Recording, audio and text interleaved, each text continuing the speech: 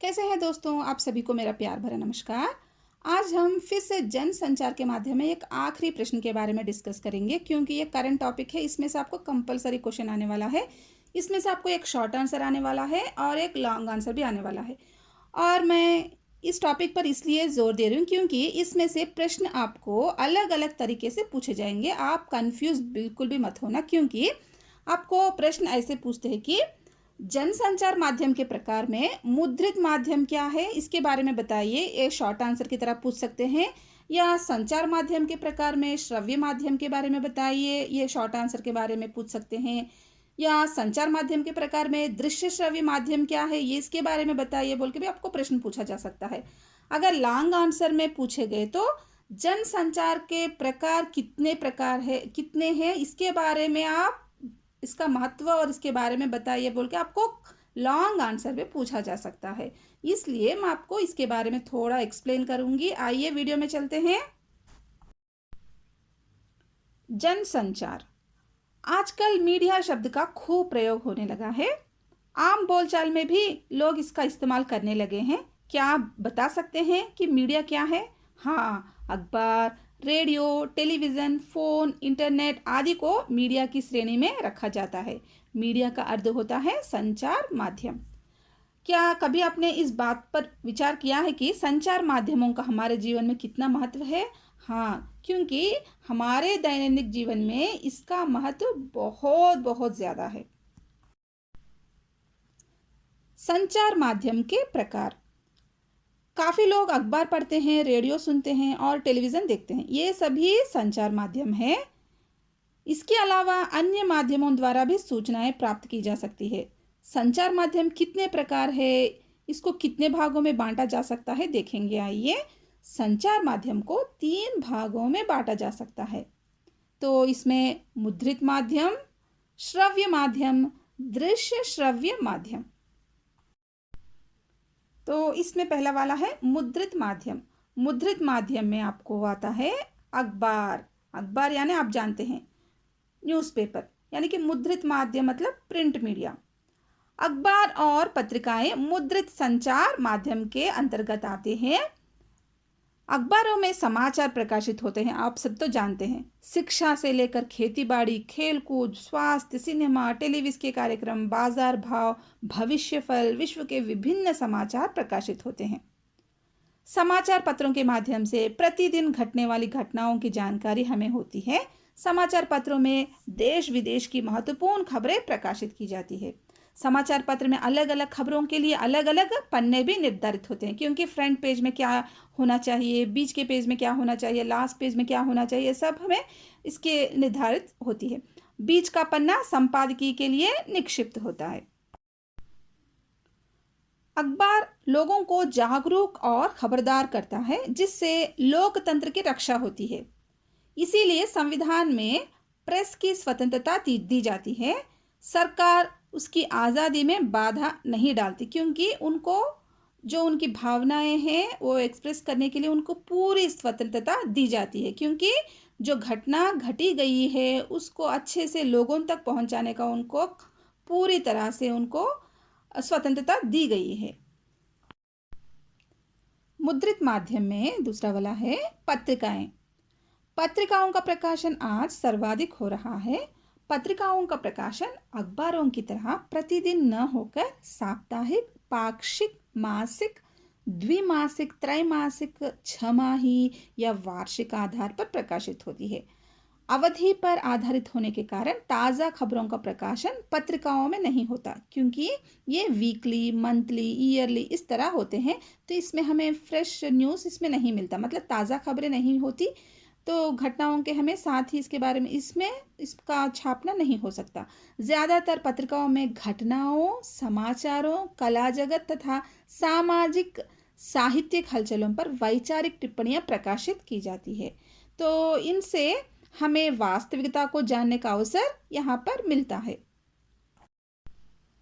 दूसरा वाला आता है श्रव्य माध्यम। मुद्रित माध्यम के बाद श्रव्य माध्यम। श्रव्य माध्यम में आता है रेडियो। श्रव्य का अर्थ होता है सुनना, सिर्फ सुनना। यहाँ पर देखा नहीं जा सकता, सिर्फ सुना जा सकता है कानों से। तो तो रेडियो के बारे में जानकारी हासिल करेंगे। श्रव्य माध्यम सूचनाओं के प्रसारण का ये एक सशक्त माध्यम है जिन्हें सिर्फ सुना जा सकता है। मुद्रित माध्यमों की तरह इनकी सूचनाओं को पढ़ा या देखा नहीं जा सकता। रेडियो एक श्रव्य माध्यम है जिसमें समाचार, विज्ञापन, सूचनाओं का प्रसारण किया जाता है। मुद्रित माध्यमों का लाभ केवल साक्षर लोग ही यानी कि पढ़े लिखे लोग ही उठा सकते हैं। यहाँ पर श्रव्य माध्यम में रेडियो का जो श्रव्य माध्यमों का लाभ अनपढ़ लोग भी, निरक्षर भी उठा सकते हैं। यानी कि उसमें जो एजुकेटेड पीपल, पढ़े लिखे लोग ही न्यूज़पेपर पढ़ सकते हैं या मैगजीन पढ़ सकते हैं, लेकिन रेडियो को तो सब लोग, किसान लोग, जो अनपढ़ लोग हैं, जो निरक्षर है, जो कुछ भी या किसी तरह के लोग भी यहाँ पर इसका मज़ा ले सकते हैं। इसके द्वारा, रेडियो के द्वारा हम सूचनाएं ले सकते हैं, विज्ञापन, समाचार, इसका मज़ा ले सकते हैं, मनोरंजन भी प्राप्त कर सकते हैं। मुद्रित माध्यमों की तरह इसका लाभ उठाने के लिए रोज़ पैसे खर्च करने की ज़रूरत नहीं है, क्योंकि न्यूज़पेपर को रोज़ ख़रीदना पड़ता है, मैगज़ीन को ख़रीदना पड़ता है। लेकिन यहाँ पर एक बार अगर रेडियो सेट एक बार ख़रीद लेते हैं तो लंबे समय तक सूचनाएं प्राप्त की जा सकती है। इसके अलावा इन्हें कहीं भी, किसी भी जगह पर ले जाया जा सकता है। आजकल एफएम के चैनल थ्रू बहुत सारे हमें लाभ उठाने को मिल रहे हैं। इसके थ्रू रेडियो के द्वारा हमें विद्यार्थियों को भी बहुत कुछ लाभ मिल रहा है।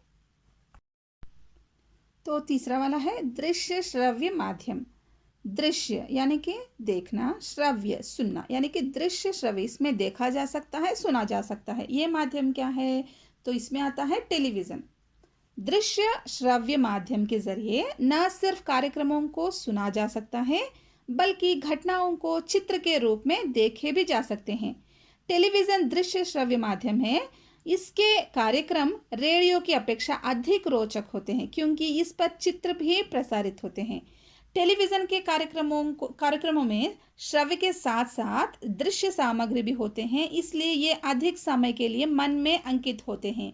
यानी कि ऐसे ही हमें बहुत दिन तक याद रहते हैं। जिन बातों को सुनकर या पढ़कर आसानी से समझ नहीं पाते, उन्हें देखकर आसानी से समझ जाते हैं। टेलीविज़न पर समाचारों को बोलकर तो प्रसारित किया ही जाता है, उनसे संबंधित चित्रों को दिखाकर, जहां ज़रूरी हुआ लिखित रूप में भी प्रस्तुत कर अधिक प्रभाव पैदा किया जा सकता है। इसमें भी टेलीविज़न को साक्षर लोग भी, पढ़े लिखे लोग भी देख सकते हैं, समझ सकते हैं, और अनपढ़ लोग भी उसको देखकर समझ सकते हैं।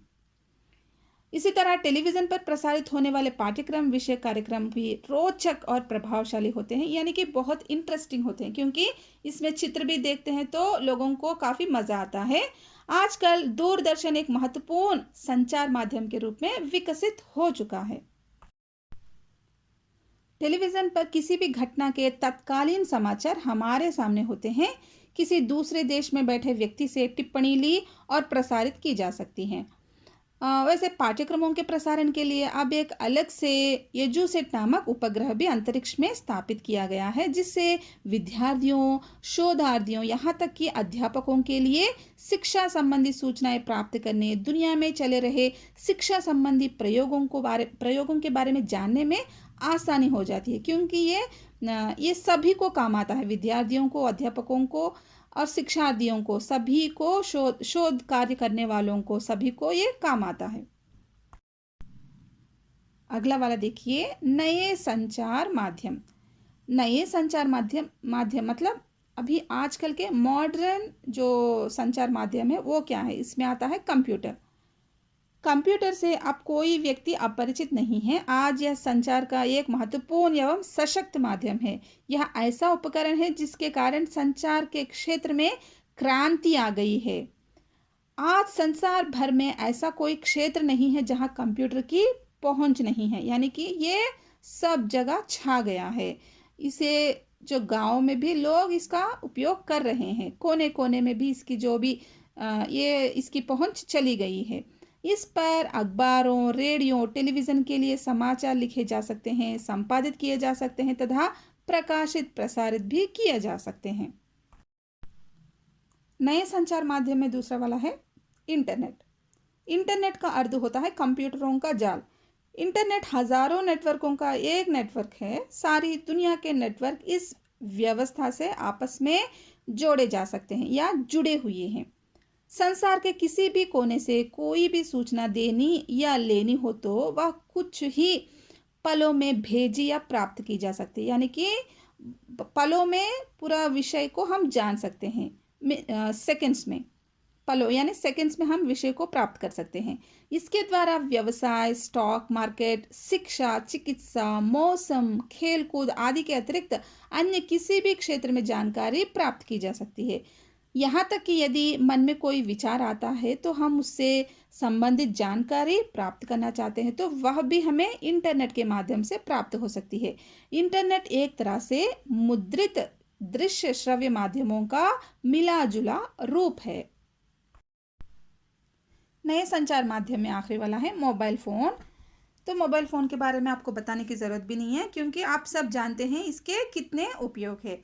या घर के साधारण फ़ोन से अलग होता है क्योंकि घर का फ़ोन तो तार के ज़रिए जोड़ा जाता है, इसको उठाकर कहीं नहीं ले जा सकते। लेकिन मोबाइल फ़ोन बिना तार के काम करता है, तो जिसे लेकर आसानी से हम कहीं भी ले जा सकते हैं, कहीं पे भी घूम सकते हैं।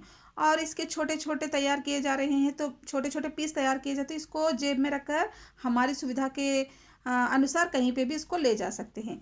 और इसके उपयोग के बारे में हम जानकारी जानना हो तो एक दूसरे से बातचीत करने के अलावा इसका उपयोग संदेश भेजने यानी कि एसएमएस करने, फ़ोटो खींचने, तुरंत उसे दूसरे व्यक्ति के पास भेजने, व्हाट्सएप करने, बातचीत रिकॉर्ड करने और एक दूसरे से और उसे बातचीत करके उसको दूसरे व्यक्ति को भेजने, फिल्म देखने, गाने सुनने, समाचार सुनने और कहीं दूसरे जगह जाना हो तो मार्ग को ढूंढने यानी कि लोकेशन को ढूंढने, इस तरह बहुत कई लाभ हम मोबाइल फ़ोन के थ्रू हम पा सकते हैं।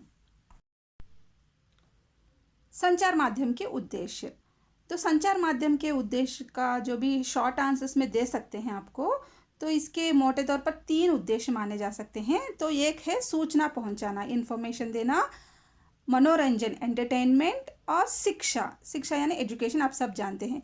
तो इसको सिर्फ ये 3 पॉइंट्स लिख के मत छोड़िए, इसके बारे में मैं सिनाप्सिस की तरह बता रही हूँ, इसके बारे में आप थोड़े बहुत मैटर लिखिए अपने ओन से, मतलब किस तरह की सूचना, यानी कि लोगों को मीडिया के थ्रू हम किस तरह की सूचना दे सकते हैं, सरकारी सूचनाएं दे सकते हैं, वातावरण के बारे में सूचनाएं दे सकते हैं, विद्यार्थियों को नोटिफिकेशन की सूचना दे सकते हैं, सरकार जो भी जीवोस पास कर रहा है उसकी सूचना दे सकते हैं। इस तरह आप एक एक पॉइंट का ब्रीफ इंट्रोडक्शन दीजिए। और मनोरंजन किस तरह का, मनोरंजन जो सबका जो सिनेमा का ही मनोरंजन नहीं, बहुत कुछ होते हैं मनोरंजन, जैसे कि कहानियाँ, उपन्यास, उसके बारे में, ये सब मनोरंजन आप उसमें लिख सकते हैं। शिक्षा किस तरह से दिया जाता है, किस किस माध्यमों से शिक्षा मीडिया के थ्रू विद्यार्थियों तक पहुंच रहा है, उसके बारे में आप थोड़ा बहुत मैटर लिखिए। इससे आपको शॉर्ट आंसर्स में दिए तो मार्क्स पूरे मिल जाएंगे। अगर लॉन्ग आंसर में दिए तो इसको थोड़ा बहुत और बढ़ाकर लिखिए। आप सब एग्ज़ाम अच्छे से लिखना, क्वेश्चन को 1 से 2 बार पढ़ लीजिए और उसको समझिए और अच्छे से लिखिए। आप सभी को all the best, good luck, धन्यवाद। आपको यह मेरा वीडियो पसंद आता तो लाइक कीजिए, शेयर कीजिए, सब्सक्राइब कर लीजिए। Thank you.